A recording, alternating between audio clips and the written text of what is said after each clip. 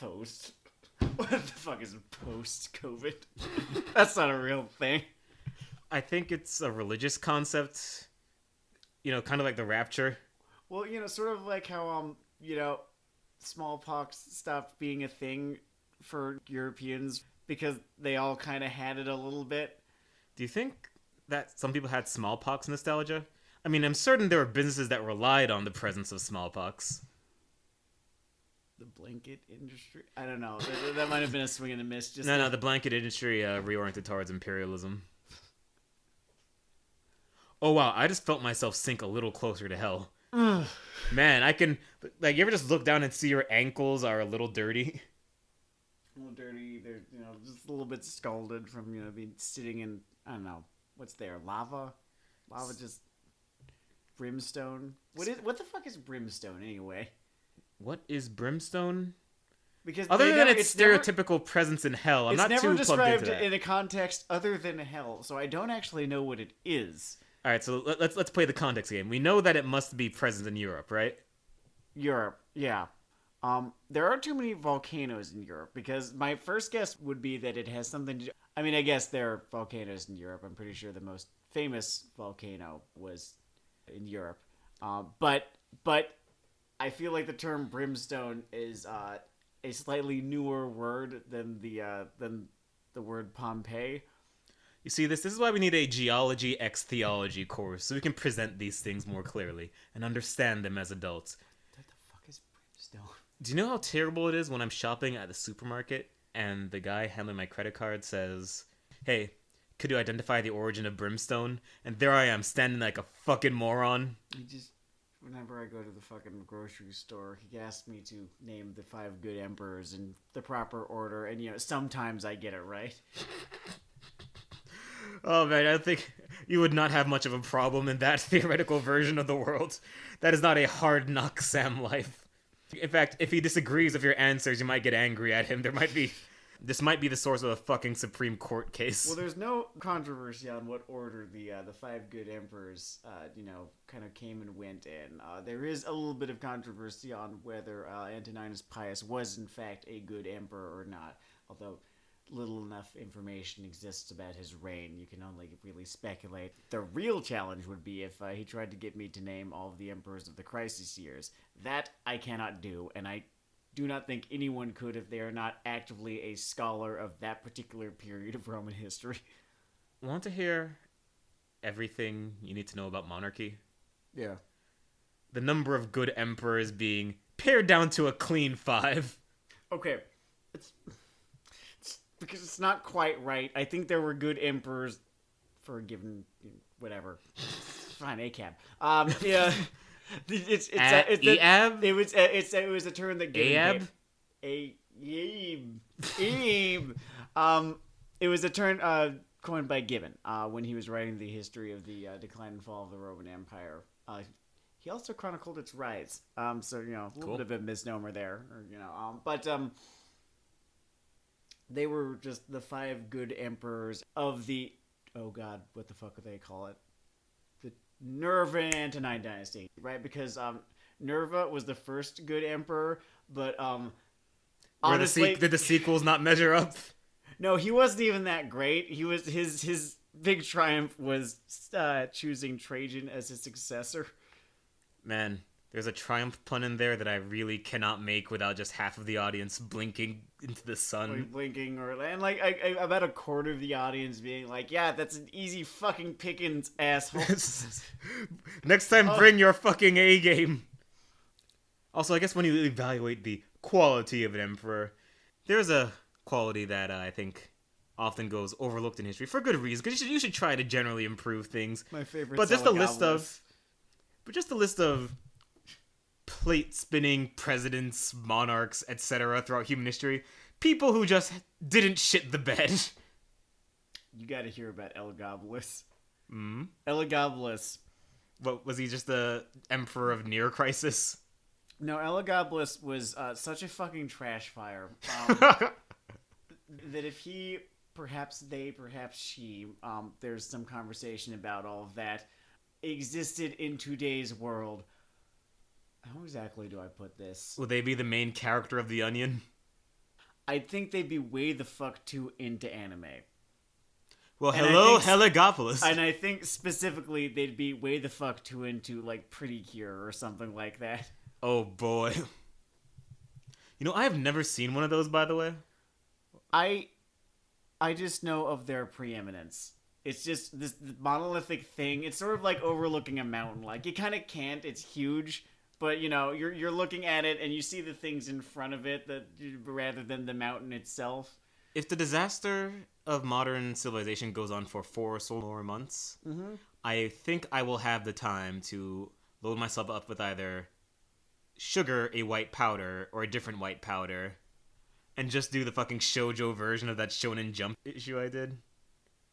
The review binge. You could. There's, like, some good shoujo out there. I feel like... And I'm just worried that I will come back changed. Buddy, I've never we're heard already fucking changed. Where the fuck have you been since March?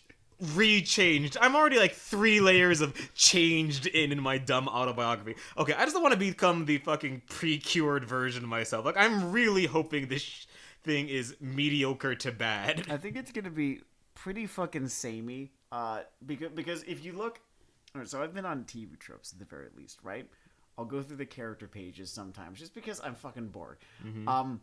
And if you go to the character pages for every single Pretty Cure, I don't know how you could tell the main character of one Pretty Cure apart from another one if you were not actively a Pretty Cure stan, because they all are wearing the same dress, have the same color hair, with the same fucking hair decorations. Near as I can tell, the same power set, job, personality. They are legion, they are many, I guess. Like, yeah, I know, they've been basically riffing on Amuro Ray for the last 40 years, so yes, glass houses, but still... Excuse me, my glass house is beautiful, and the view of the sun allows me a clear view of other people's homes and the flaws within them. Now see, that worries me, because imagine everything else about that series... I go in and I find out it's transcendent. Like, the fucking plot structure, art, people been pacing, watching this? And then, without being able to explain it to other people who have not been in the trenches I've been in, I have to walk through the world pre-cure pills. And I know myself. I'm a loud fuck. I'll have the t-shirt. I'll, like, start conversations at work. Hey, are you into pre-cure at all? The person will just slowly distance themselves from me. Or, worse yet, ask the question, I'm not familiar with that. What's pre-cure? Well... Yeah, I've been having this similar problem lately, being as fucking into whiskey as I've been. As it turns out, the average person doesn't actually give a shit about what bottled and bond means. And you know, if you come home with too much of either, people just start asking questions about how you're doing, how you're spending your time alone. Morgan certainly got questions. Oh man, that's a lot of it. That's a lot of it? Well, it was a lot of it. Maybe there should be more bottles considering the number that you started with. I've only emptied out one of them at this point. So you've really been doing a horizontal distribution of this It has been whiskey horrible. drink. It has been kind of horizontal. Every time I get too deep into one of them, I get started on like the tequila or something like that. Historically, I've not been too amazingly tequila. This tequila, though, Very nice fantastic pivot. shit. Very nice pivot. Now, believe it or not, drug habits and Pretty Cure, and I did not even plan this fucking transition, so thank you to the ancient gods for opening this one up to me, are related to the thing we are mostly talking about today. I mean, it could be that I was thinking about Pretty Cure because it kept coming up in this thing. Very possible, very possible. But we have been reading Way of the Househusband. This is a manga that's been kind of on the edge of my radar for a while because it has been Morgan's favorite manga for about a year or two now. And they keep trying to get me to read it, and I finally did. And it's one of the best, funniest fucking things. I've had the fortune to enjoy a few good comedy manga lately. They've been good for my tone and not going on some kind of... I figured something out, by the way. I was going to say some kind of executive branch stabbing spree, but I didn't in a clause that implied I was going to do it, so it's still fine. And I know something about this fucking show. Every time a comic or show is good, I am 200% more likely to talk about killing the president. You know, ironically, in a parody sort of way. In a parody sort of way. Fair use, transformative sort of way. So bad anime, its main function has a good social function, which is keeping me from answering several awkward questions to a Secret Service agent about me and the executive branch. I feel like I'd have my answer all picked out before I even got there. Well, yeah, it's true, but what if they're cute or something, and then you have to start one of those rom-coms? Pretty sure that's like Raising Arizona for fucking idiots. Like myself. Idiots like myself. So Way of the Househusband is a bit different than a lot of the other comedies we've done on this program. Because most of them are sort of narratively hitched or narratively driven that we tend to cover, I think. Yeah, this is purely episodic, and it is... This is like borderline Nietzsche Bros episodic. It's like The Whitest Kids You Know. It is exceptionally one note. I do not say that as a knock against it. It just knows which way its fucking bread is buttered. I think I need to revise my criticism of One Punch Man, because I really like this and I still cannot into One Punch Man as a comedy. Maybe because the joke here is just a better joke? I don't know. Sometimes that's it's possible. That like sometimes if there's... Maybe the joke just feels fresher. Because the thing that's shared here that I didn't spell out is that I often say that One Punch Man has one fucking joke. And this structurally, if you were to take the frog apart, does just really have one joke. Like, it's just the juxtaposition between this gangland past this man who looks like, a character from the Yakuza video games. And prosaic life. His domestic life. I love how much the fucking author seems to love drawing food. This comic makes you hungry. Because, like, half of the time... Here is the plot of a hypothetical chapter of Way of the Househusband that I am making up off the cuff right now. All right, welcome to Lagow TV. Okay, I'm kind of picturing it now. Mm-hmm. While Tatsu and his wife Miku are out, just on a weekend, something like that, Tatsu is made to wait for whatever reason, as Miku does something. Knowing her in her off hours, she gets up to fucking weeb shit. He has no clue about any of it. He's fucking Ben Kessel in this household. Oh yeah. And so he has to go do something. He finds a video arcade, right? And at this video arcade, there is of course a DDR machine. And the rest kind of writes itself. He looks terrifying while doing this, right? He has a very friendly interaction with a couple of absolutely fucking terrified delinquents. And a couple of just regular-ass teenagers who are enamored of this guy. I could see the line now, like, one of them coming to the player 2 pad, he just gives them to say, like, you're stepping onto my territory. And completely in jest. Completely in jest. Because he is a very easygoing guy these days. And the person just sees visions of the afterlife, which they imagine are headed rapidly towards. You kind of swerved me. I think it's the right choice. But you said DDR, and I just imagined fucking Time Crisis was in there. And he goes in and he grips that gun and cocks the thing that everyone just imagined this death storm. And he just gets domed in 40 seconds. He's like, damn, these games are hard. I think that's also a valid interpretation of how that chapter could have gone. So do you think when the show comes out, this thing is so sketch, right? So sketch based. 10-minute episodes, I'm guessing. They have to either Looney Tunes it or is that where they awkwardly stitch these together? I hope they could awkwardly stitch them together. Here's the thing. Kaguya-sama never felt at all awkwardly stitched together, and all of those episodes, with a couple exceptions, are mostly just the vignettes or like the chapter-sized vignettes. Like there's 3 or 4 of them, and max 3 usually. I guess if you make some vignettes share a bus seat, they can form alternate A or B plots in a woven basket. The only thing is that Way of the Househusband has. I guess it has continuity. It's sort of, understood that one chapter happens after another chapter, but it's not like there are any consequences that carry over. Only thing I really ask of you is just to remember that someone exists. It's kind of Looney Tunes-esque in that. So this is Masa. He tried to Google how many guys one guy could take once, and that's all you need to really know about him. That is honestly probably my top 3 jokes in this fucking It comic. is easily my top 1 joke. I don't even know what like the other 2 are. Just fucking Mata. Give me a second. I'm Googling something. So it's not a dialogue joke or a written joke or scenario joke, but out of all of the murder stare gags, and this one is fond of that, it's pretty much one of its core premises here. Yeah. I think that one of the original 3 that he gives the mob boss lady just had me giggling.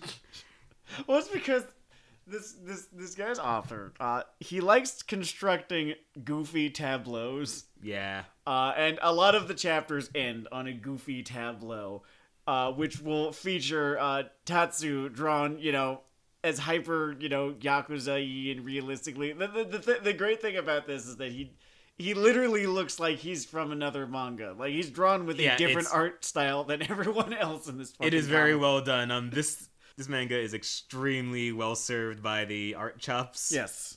Like, in a way that, like, what's the last thing that... I always come back to prison school. Prison School. Can I do a not prison school comedy manga comparison? Dig deep, Dennard. Believe in yourself. GTO. Oh, I gotta get back to GTO. That was a good time. Yeah, I love GTO. but GTO. But GTO, yeah, that's a good But reference also point for Prison this. School's art was transcendently beautiful sometimes. In its stupid, kind of piss-stained kind of way. Dude, artfulness applied to low stakes is one of those autopilot routes to comedy that I will always just rock well with. And as I get older, again, I think I've mentioned this before in this show, scatological humor just gets funnier and funnier to me the older I get. I don't care about impressing anyone with how, how sophisticated the jokes I laugh at are. Who gives a shit? Poopy. The poopy didn't get in the potty. There, it's great. Poopy didn't get in the potty, indeed. Oh, I also did like the gag where his foreign friend is basically suffocating himself to barbecue some meat in a Japanese apartment. Which I didn't quite get to that chapter. It's a thing. Something that some of you will be excited by. Mm-hmm. I know that some of you are unenthused by what you might call JoJo posting, just constant posting of JoJo memes, reaction faces. What may give you a reprieve until part 6 sort of breaks the door in again is that just the one-off chapter-ending reaction images from this comic are good enough that if the anime takes off, it might just be the reaction mine for a time. I would love that. Because this guy really loves his dialogue-free, just closing panels of...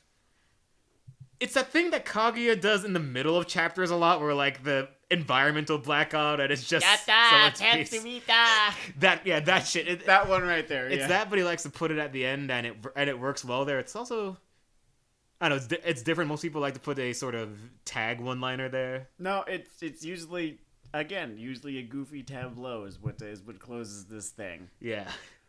I think my favorite was after he'd gotten a cooking duel, because this is a manga, right? He'd gotten in a cooking duel with another former Yakuza from, I'm pretty sure it was a rival clan. And they took fucking pictures of it. Took fucking pictures of, the product that they had just, created with their phone. And then posted it on Instagram. And after Tatsu acquired a single like, and if you pay attention, it's his wife giving him that like, he won because the other guy got 0. And then the chapter just ends with the other Yakuza just sitting there in defeat. And there are 3 images in your head. One is a little too subdued to take full advantage of this. One is a little too over the top, and you sort of milk the joke dry. But he got the exact right level of this guy's reaction to this situation. He's sullen, right? It's not the corner of woe where he's getting snowed on and he's biting a handkerchief or whatever. It's just he's there, and you could just imagine him saying, you get a good window in on his pain. And I really enjoy that. Hey, so some of you are creative types, some of you write or draw. Mm-hmm. If you want to make a comedy, and there are many kinds of comedy, so you don't have to make this kind, but if you're writing a comedy, you have no idea what to do. Really, one of the free routes is just the expressions and tones of one thing in another thing. Just draw people making goofy faces. It's great. You could go pretty far doing that. Like, you can just drop this steely-eyed Yakuza 4 mid-boss into this domestic comedy, and I'm still rocking Yeah, with it's still good. So unfortunately, there's not a whole lot else to say about Way of the Househusband. But fortunately, there's other stuff that we need to talk about. We've been, just because we liked it, continuing to watch Rent-A-Girlfriend. We have continued to watch Rent-A-Girlfriend, in which I will always have to double back on myself, make sure I didn't say rental girlfriend, because evidently I have some kind of wrong title speech disorder. Just keeps happening.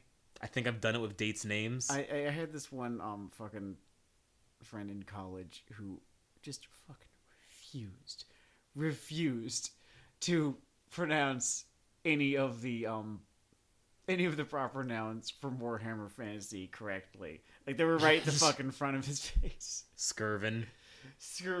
The Emperor. Ulfric.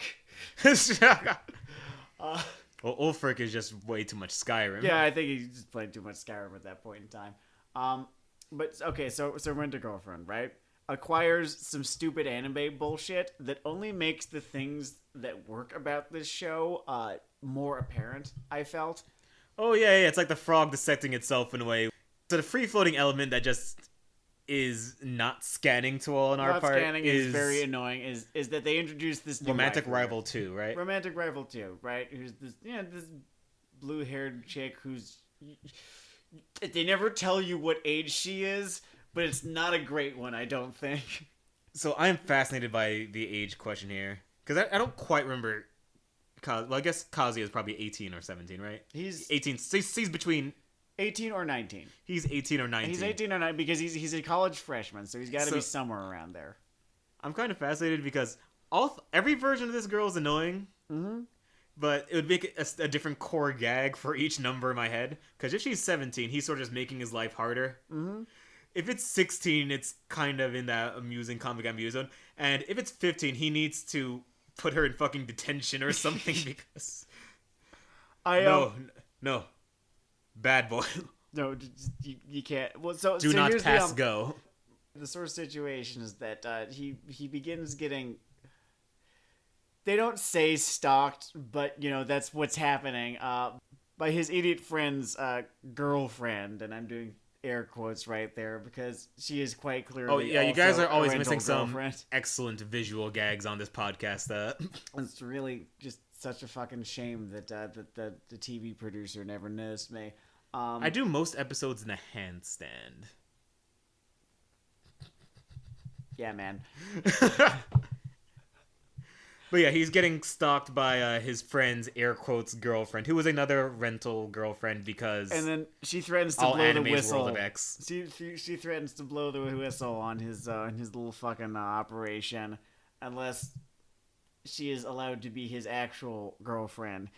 And it's tiresome to watch this sort of unfold in front of you because I've seen this sort of shit a million times before, and it does not endear the character to me at all. I don't know how it was supposed to. She feels extremely familiar in a show that trades off on how fresh some of the stuff seems, or at least audacious. Well, what's interesting about this show, what is good about this show, right, is that its pathos does track. It does feel real a whole lot of the time. Like, you get to the heart of this guy and his loneliness. Yes. And I guess that's why she doesn't work, because everything about her feels sort of artificial and this isn't a real person. This is a character. Yeah. Like, I'm not going to go so far as to say this is a character design, because she does actually have a personality. It's just not a great one, and it's a very artificial one. So she is a character, but she's not very human. And T-800-esque. And her presence here, right? Because, oh man, does she make her fucking presence known? It's like she's actively trying to... She's not just invading this kid's life, she's invading this show. You are being stalked by this character. You're being stalked by this character. And every time they can get away from the character, it's this honestly really interesting and sometimes kind of sad, almost melancholy kind of feeling that you get as, like these two characters, these two main characters sort of, are only really able to tell one another the truth, or are really only able to be truthful with one another because they can't be truthful with the rest of the world because, like, A, the very rom-com-y circumstances, and B, just because sometimes it's like that. As you can see, Sam was a strong member of Team Hana, and yes, he will forgive God eventually, but not until he has faced him. Hana from Prison School, if any of you are wondering. Yeah, there's something very compelling about that. Hi, welcome to Weeaboo Hell, we're a Prison School fan cast. Stand till I fucking die. There's something I find very compelling about that model of relationship, or just that kind of relationship arc, is just like two characters grow closer through how much they understand one another. Even if they are two different people, they are very kindred spirits, and they can be honest with one another and do not need to bullshit one another. And honestly, cannot bullshit one another in some circumstances. In both of these circumstances, both the circumstances in Rent-A-Girlfriend and that in Prison School. I guess there is something resonant to it. Maybe even one's personal preferences there. Could be. What I like is that when it's just the two of them, a whole lot of the time, it feels like they have escaped from anime world, if only for a few moments. Anime world is like the secondary antagonist of Rental Girlfriend. Honest to fucking God, it feels like he's trapped there half the time. He seems to be in such constant fucking high blood pressure ass pain. I feel like she is the boat operator, like fucking Sharon, between our world and anime world. And he's trying to collect the fare to escape. Or maybe I've been playing too much Hades. That's also very possible. You could have been playing a little bit too much Hades, yeah. Which I guess I should play. It is a good time. It's on multiple things. Stuff. You'll find a version of Hades somewhere, I'm sure. It is on the platform. Yeah, interesting family relationship writing in Hades, but that's neither here nor there. I like the interesting family writing the interesting family relationship writing. There we go. In Rent-A-Girlfriend, specifically his relationship with his grandmother. You're just trying to not disgrace yourself in front of someone who's going to be dead in 5 years. I feel like a little bit of a tourist watching this relationship play out because I think I mentioned a couple episodes ago, I never really knew my granddad too amazingly well. You had a great story about him biting it. Yes. Well, he was so close to that for the entire time that I knew him. He was just very fragile. I don't know. I feel like I spent a grand total of maybe 30-some hours in his presence in my entire life, right? When age and a certain lifestyle intersect, it's almost like a version of watching Evil fucking Evil. Like, yeah. Just how many late-night whiskeys can he jump on this motorcycle? Also, he is drinking on this motorcycle. He is drinking on this motorcycle. He has drank before he got on this motorcycle. And once he is off this motorcycle, he is going to have a drink. So that's the thing. I never really had a relationship with a grandparent. Don't even want to fucking talk about my grandmother. That's a whole other can of worms right there. So that's why I'm saying that I feel kind of like a tourist here, is because I'm I didn't have a family patriarch or matriarch, so to speak. So this kid trying not to disappoint the family matriarch is interesting, and it's not entirely foreign to me because I understand, at the very least. I'm not familiar with it, but I understand. I've got a little more inside baseball in this one, because my grandmother's and mother died under the impression that I am a married Baptist. Right. Okay, elucidate. Well, it's very simple. It's not a long story. It's a long story, but it's a short story in a way. Because I am Dennard Dayle, notable single reprobate atheist. And essentially, rom-com-esque circumstances conspired for a certain stretch of time. Was it rom-com? I feel like that's not the correct Psychological horror circumstances conspired for a certain stretch of time. I don't know. I've got a pretty bitter sense of humor. I think I would write my own fucking story as a comedy. Alternatively, this might be one of those fucking one bad day Joker cackling, Batman strangling me in the corner moments. Definitely like a black romantic comedy where you can't even really apply the label romantic to it. It's great. It's great. She fell in love with a magician. It's fucking hilarious. I think that's too strong a word. She just wanted to sleep with a magician. She did just want to sleep with a magician, which... The magician by was the way, Damien Eccles. It taught me something really important. Something can be too weird for you to be, like, instantly mad the normal way. No, that's the thing. I've never actually had something that fucking stupid be inflicted upon me. Anyway, so this is going on. Mm-hmm. And at this point, my mom is real sick. And, you know, she is a big believer in the faith. I think almost all Jamaican or Jamaican-American humans of a certain age bracket are. I think there's a switch that might even flip. I'm worried that when I turn 50, my eyes will roll back in my head and I'll see the light of God and I'll come back and say, we must delete all episodes of this heathen podcast.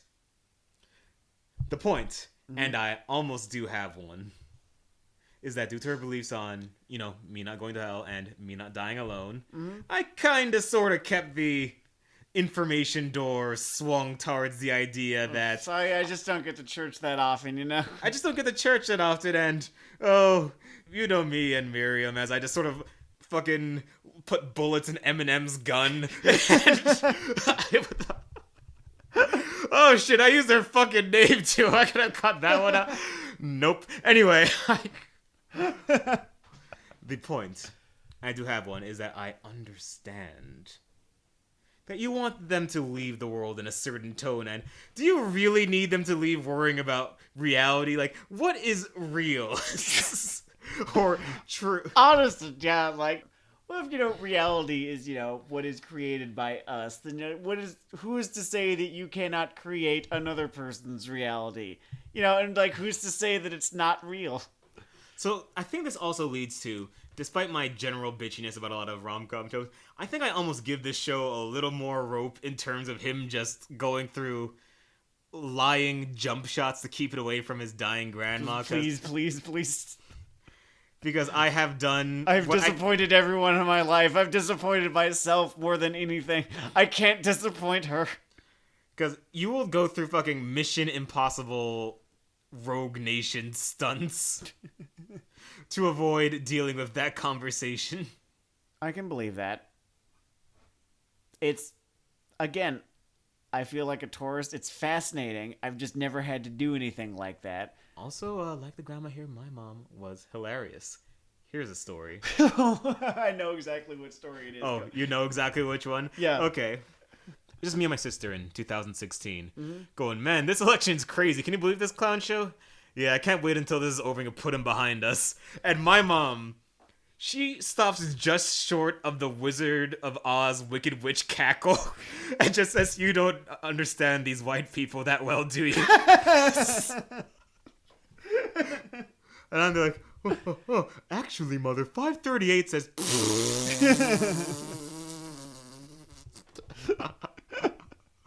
And so I sort of chuckle every time something happens politically. There were errors. Errors were I just remember I was wearing... Okay, so at a thrift shop at one point, it was in the fucking West Village.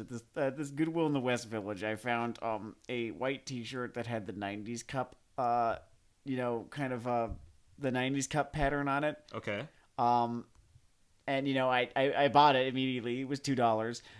And I was wearing it at one point while we were visiting we were visiting your mom.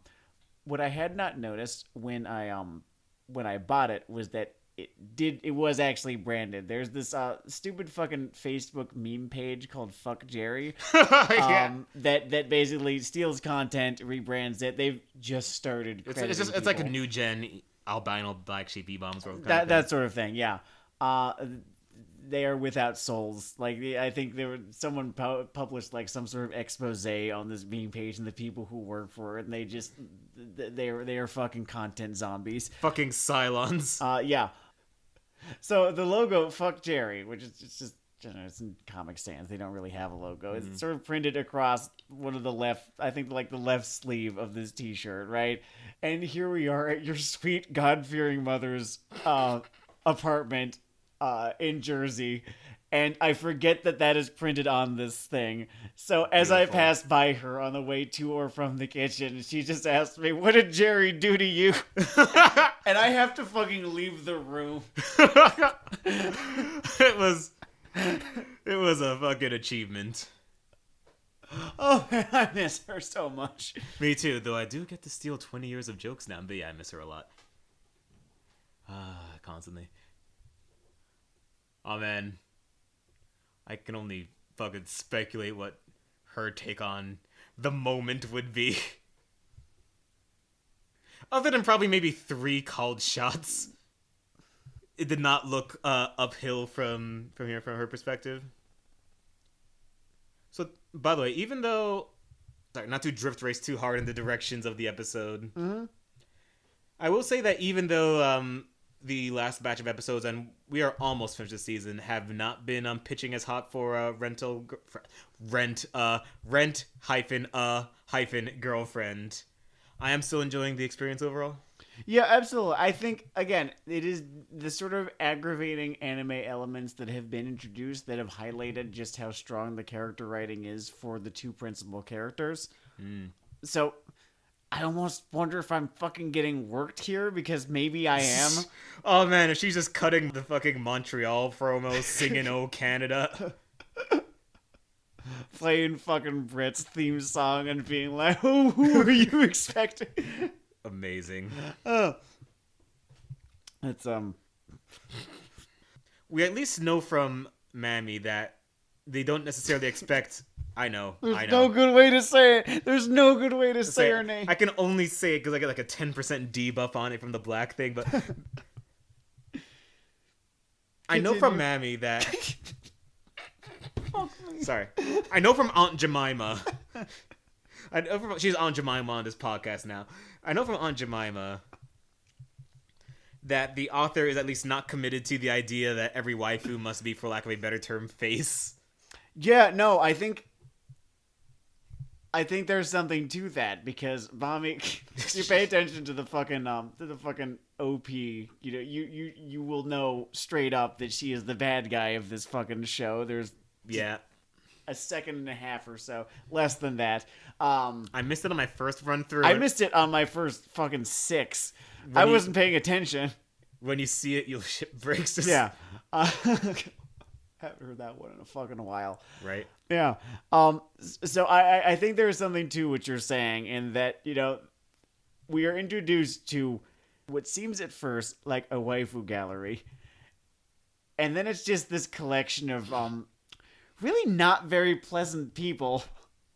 I want to, because the internet is vast and this show successful, it has to be continued that exists. Oh yeah, absolutely. I want to meet the non-ironic Mammy ex Kazuya shippers. I mean, Zutarans still exist. Incredible. When it comes to Avatar or Korra, we are always willing to reignite old feuds, tear open old wounds. Oh man, there are some old wounds. Wasn't that the name of a fucking episode from that fucking series? I think it was. I'm not sure which one. It would be a good name for his field trip with Katara. Ironically. Yeah, I feel like that was the name of the episode. I'm gonna look it up. Yep, book 3. Ah. Although Old Wounds is, I'm pretty sure, it's a great book. God, if only the entire series had just been book 3. Oh yeah, for Korra, yeah, the whole thing had... I was talking to this one TV writer who always said if you have your thesis down and remember it, you can get through TV writing a lot more easily. And I think it applies to other things, though. You can sort of naked lunch a book if you have enough ideas in your brain. Mm-hmm. But for narrative television, I think it's a good guiding principle. And they just really had actual ideas for book 3 of Korra. They had vision for book 3. Like the best definitely the best fight scenes were present in that book, right? Like the best fight scenes. Well, so here's the hard thing about evaluating that. Mm-hmm. Because what makes a fight scene good, there are multiple axes. Yeah. But one of them, and one that Avatar tries to lean on consistently, is that you're invested with the ramifications of all the conflict happening. Yes. So and that was there is a chance book 2 might have one or two artfully laid out and composed fight scenes where they have an idea of what they want to convey. Mm-hmm. But because this is a story fight that we're allowed to be invested in the story, and the story is vomiting out its own ass, God, it was such fucking... those are lost. In fact, I am pretty sure if you were just ask, I don't know, a fucking student of the punching game in film about the fucking Bolin turnaround scene from book 2, there was something there arrangement-wise or choreography-wise, but in terms of caring this is happening or why, it was a dark time. Just do this fucking episode. We should just fucking do the core episode. All right, yeah. I'll fucking rip that Band-Aid off, start watching it again. All right, fuck it. I'm just going to point at the ceiling. I'm just going to call the shots. Next episode or the one after it, we will finally just do the fucking Korra. The Legend of Korra. We'll do it. We'll get into it because I've been just sort of, kind of alluding to it. It's just been this off-screen fucking thing, and I've been alluding to how much I fucking hated it. I didn't want to hate it. I really fucking wanted to like it. I was... I think it's... We'll get to it. It's our... I think it's our Sunflower Samurai. Yeah. No, that's not a terrible fucking way of... What a great show. It's like I can empathize, I suppose, with people who disliked The Last Jedi as much as a lot of people did. It at least... I think it is in such a context, it is my Last Jedi. I can almost understand that. There's still an uncomfortably high chance that person is a reactionary, but otherwise... That's the thing, I feel like... Their emotional texture. I don't want to fucking be mistaken for a reactionary, too, right? Because, So here's Korra, right? And I hate her.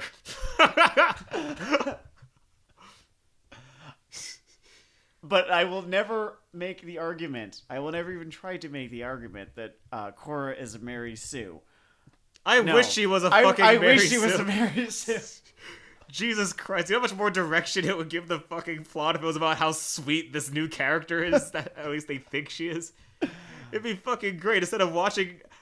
You cannot fail your face the main character of a traditional fucking fantasy A to B epic tour guide. It just doesn't fucking work. The show is just not subversive enough in any other respect that it ends up this isn't fucking Thomas Covenant here. I would love to see Avatar: The Last Airbender a la Franz Kafka. That sounds fascinating. Or I'm thinking Dostoevsky. A la Dostoevsky. I can only The imagine... Avatar was a drunken man and a buffoon, and he was known about town for his buffoonery. Great. Oh god, it's gonna end up being like that fucking Philip Pullman book about Jesus. We read books too. I don't know. Book Hell was taken. Okay. Anyway, it has been a great time with you people. We will catch you next week with something, and at least before the time after next week, we will actually put our finger in this fucking bending thing. Read The Way of the Househusband. Oh, it's magic. It's a great time. It's so good. It does not demand very much of you either, attention span wise. That's been my issue, is that I'm just I just do not have a whole ton of free time right now. Can't really commit to anything really to that you need to really invest yourself and your attention span. He would have a hell of a time getting into Vinland Saga right now. Well, thankfully, I'm already into Vinland Saga. Mm-hmm. So yeah, something like that. It's just good. I hesitate to call it empty calories. I would call it like bananas, like really good bananas, not empty calories. It's good for you. I would describe it to at least the experience of empty calories. You are just sort of ramming sketch Doritos into your mouth because you love grapes. that. It's like cotton candy grapes. Cotton candy grapes. Technically, like that. It's good for you. It also tastes like candy. It's good shit. All right, enjoy some good shit, people. It's Weeaboo Hell. Fuck 12. Fuck 12.